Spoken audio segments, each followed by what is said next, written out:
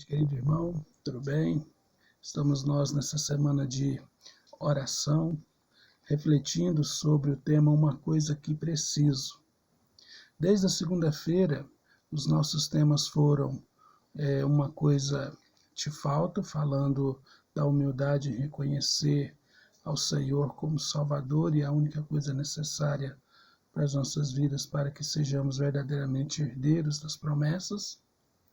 Ontem nós refletimos sobre uma coisa que é necessária, refletindo sobre a vida de Marta e Maria e entendendo que nessas perspectivas materiais e espirituais, Deus tem sempre algo para poder trabalhar em nosso coração. E em certos momentos nós teremos de fato de decidir qual a melhor parte que nós devemos colocar o nosso coração. Não nos esconder no trabalho, mas não também nos esconder na ociosidade. Mas entender dentro do trabalho os limites que podemos ter e na ociosidade também os limites que nós podemos ter para que o nome do Senhor seja honrado e seja de fato glorificado.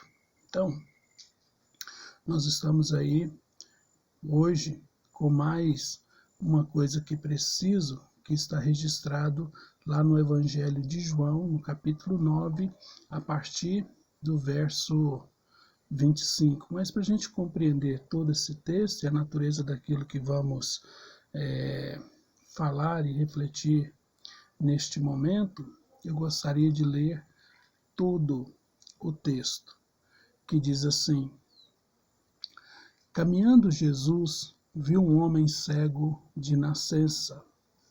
E seus discípulos perguntaram: Mestre, quem pecou, este ou seus pais, para que nascessem cego? Respondeu Jesus: Nem ele pecou, nem seus pais, mas foi para que se manifestasse nele as obras de Deus. É necessário que façamos as obras daquele que me enviou enquanto é dia, a noite vem quando ninguém pode trabalhar. Enquanto estou no mundo, sou a luz do mundo. Dito isto, cuspiu na terra, tendo feito um lodo com a saliva, aplicou-lhes aos olhos do cego, dizendo: Vai, lava-te no tanque de Siloé, que quer dizer enviado. Ele foi, lavou-se e voltou vendo. Então os vizinhos e os que dantes o conheciam de vista, como mendigo, perguntaram: Não é este o que estava assentado pedindo esmolas? Uns diziam: É ele, outros: Não, mas se parece com ele. Ele mesmo, porém, dizia: Sou eu. Perguntaram-lhe, pois: Como te foram abertos os olhos? Respondeu ele: O homem chamado Jesus fez lodo, untou-me os olhos e disse: Vai ao tanque de Siloé e lava-te. Então fui, lavei e estou vendo. Disseram-lhe, pois, onde está ele? Replicou: Não sei. Levaram, pois, os fariseus e os dantes foram cegos, e era sábado, dia em que Jesus fez o lodo e lhe abriu os olhos. Então os fariseus, por sua vez, lhe perguntaram como chegar a ver, ao que lhes respondeu: Aplicou lodo aos meus olhos, lavei-me e estou vendo. Por isso, alguns dos fariseus diziam: Esse homem não é de Deus, porque não guarda o sábado. Diziam outros: Como pode um homem pecador fazer tamanhos sinais, se houve dissensão entre eles? De novo perguntaram-lhe ao cego: Que dizes tu a respeito dele, visto que te abriu os olhos? Que é profeta? Respondeu ele. Não acreditaram os judeus que ele fora cego e que agora via, enquanto não lhe chamaram seus pais e os interrogaram: E é este o vosso filho, de quem dizeis que nasceu cego? Como, pois, vê agora? Então os pais responderam: sabemos que este é nosso filho e que nasceu cego, mas não sabemos como vê agora. Ou quem lhe abriu os olhos, também não sabemos. Perguntai a ele, tem idade, falará por si mesmo.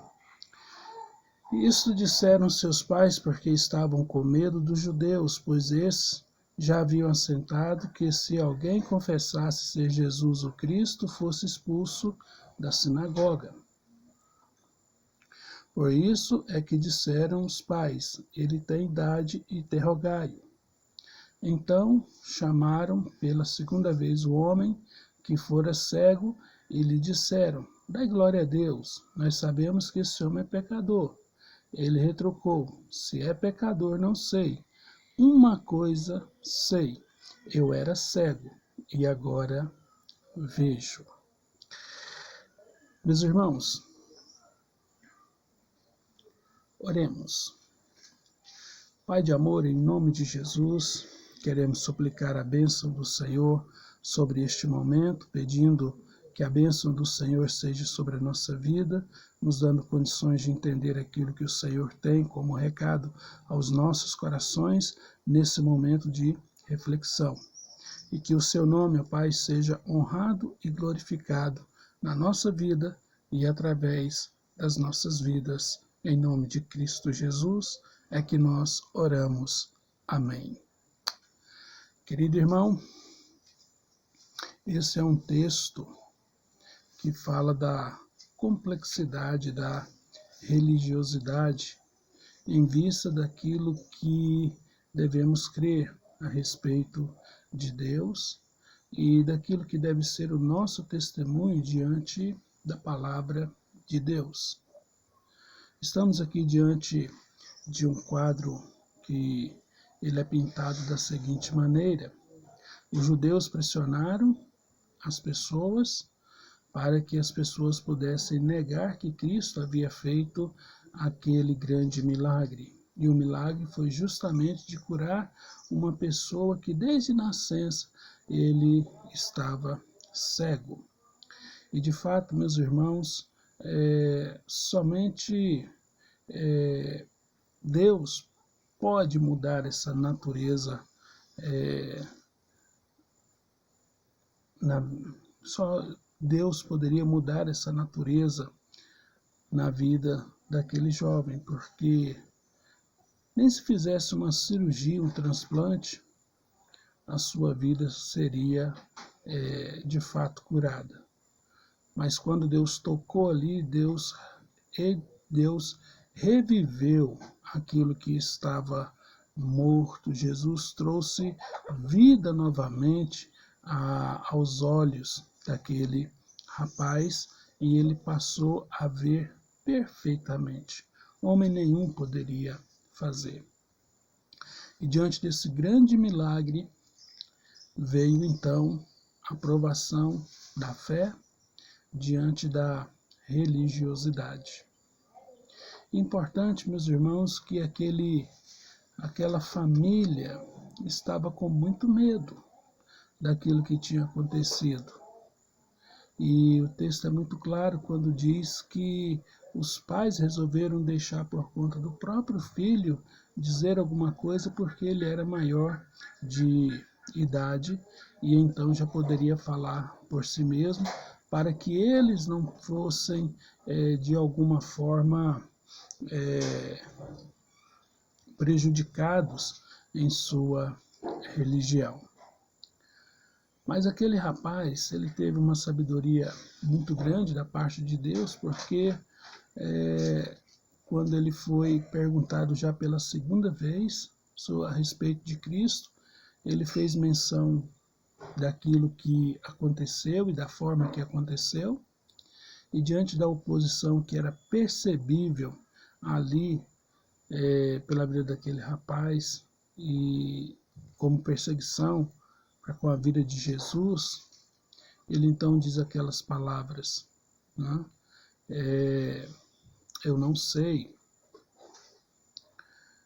se ele é pecador ou não, mas de uma coisa eu sei, eu era cego e agora eu vejo. Isso pode, meus irmãos, trazer para nós algumas lições muito importantes. E a primeira lição que nós podemos entender aqui, meus irmãos, é que o encontro com Cristo, ele é um encontro surpreendente, sempre.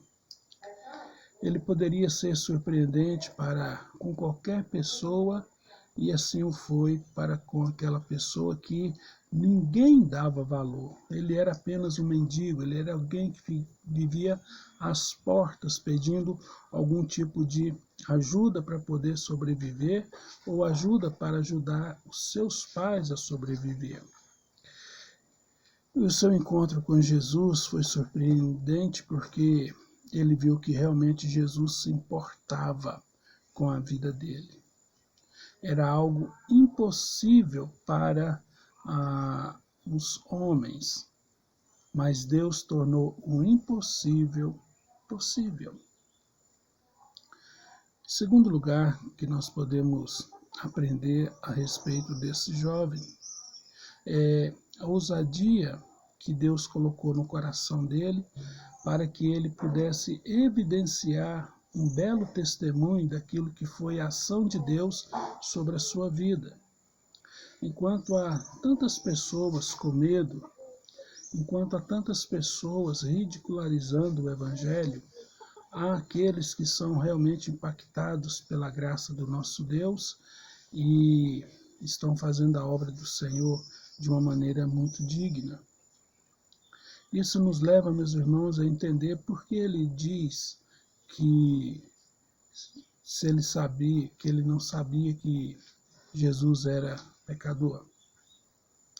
Porque no seu coração ele não estava avaliando a vida de Jesus. Ele estava avaliando o comportamento daqueles judeus que eram fariseus.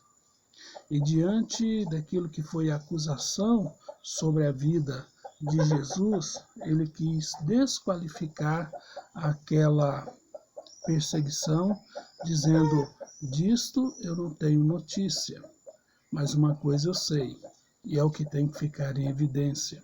Eu era cego e agora eu posso ver.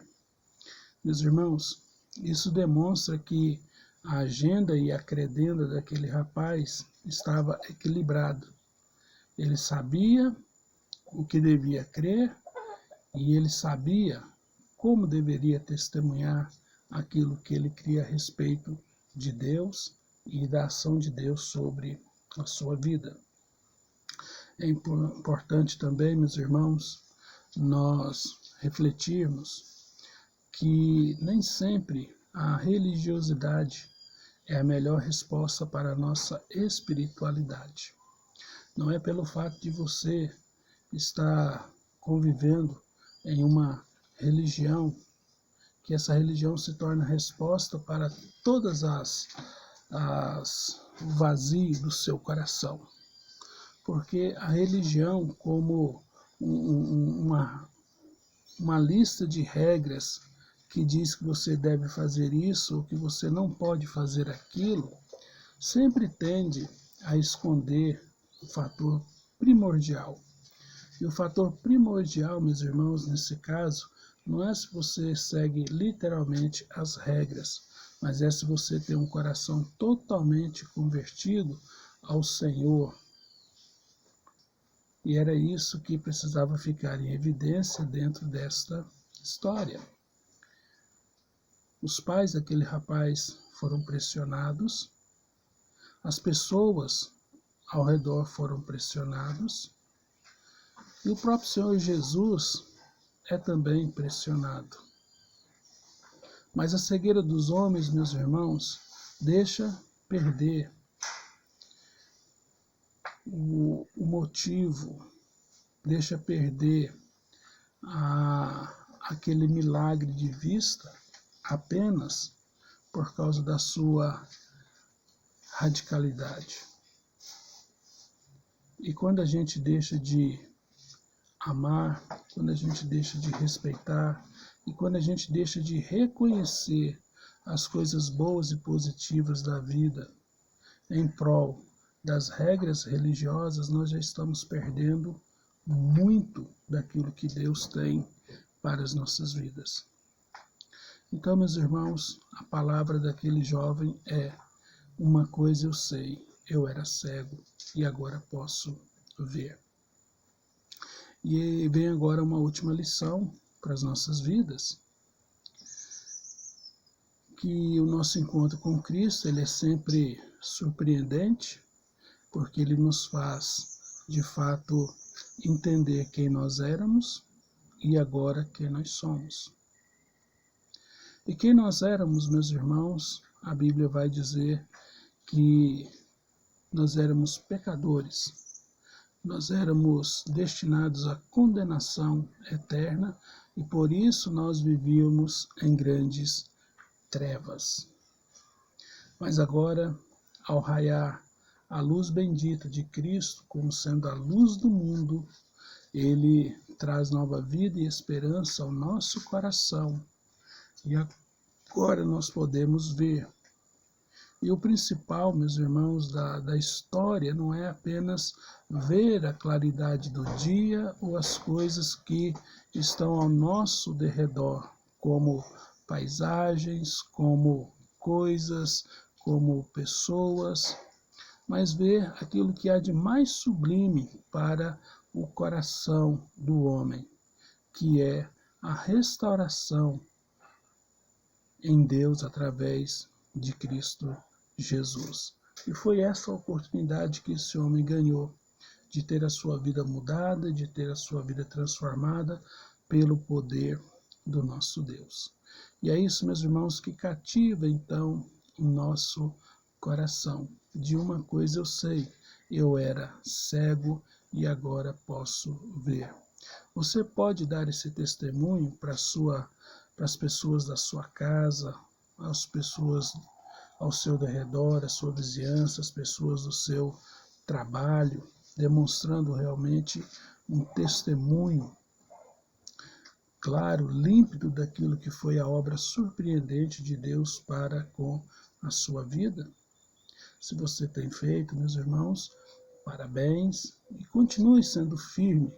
Mas se por acaso você não tem demonstrado isto, cuidado, porque o que Deus fez na sua vida não é para ficar trancafiado com 7 chaves aí em um cofre. O que Deus fez é para ser demonstrado, testemunhado, para que outras pessoas, através do seu testemunho, possam se aproximar de Deus e também possa receber de Deus a mesma graça, o mesmo milagre que um dia você recebeu para a sua vida. Então, querido irmão, esta é a mensagem que eu tenho para nós nessa semana de oração. Uma coisa que preciso, e hoje fica evidenciado que o que eu sei é que eu era cego e agora posso ver. Que Deus ilumine nosso coração para que essa seja uma resposta grata para as pessoas que estão ao nosso derredor. Oremos. Pai querido, em nome de Jesus, suplicamos a Tua graça, pedindo o Teu conforto, o Teu consolo sobre a vida de todos aqueles que nos assistem nesse momento, ó Pai.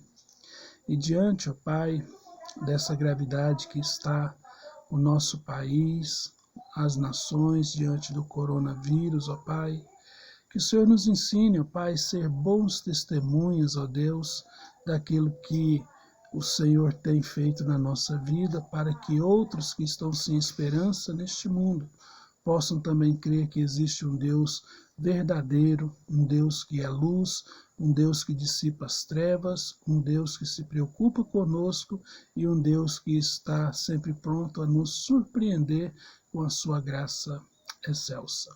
E assim, ó Pai, da mesma forma que o Senhor fez com aquele jovem cego, o Senhor também venha fazer em nosso coração, em nossa geração, dispondo o nosso coração como verdadeiras testemunhas para responder àqueles que estão sem esperança ao nosso derredor.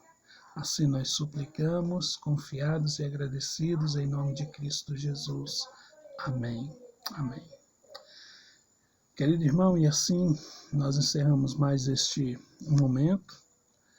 Agradeço a Deus por essa oportunidade e relembrando você e a sua família, no próximo domingo, às 19h30, reiniciaremos os nossos trabalhos ali na Igreja Presbiteriana de Rialma e estamos assim felizes por esse reinício e por isso queremos contar com a disposição de todos aqueles que puderem ir, tá? Que possam realmente estar presentes, para que possamos juntos ali celebrar o nome santo e excelso do nosso Deus.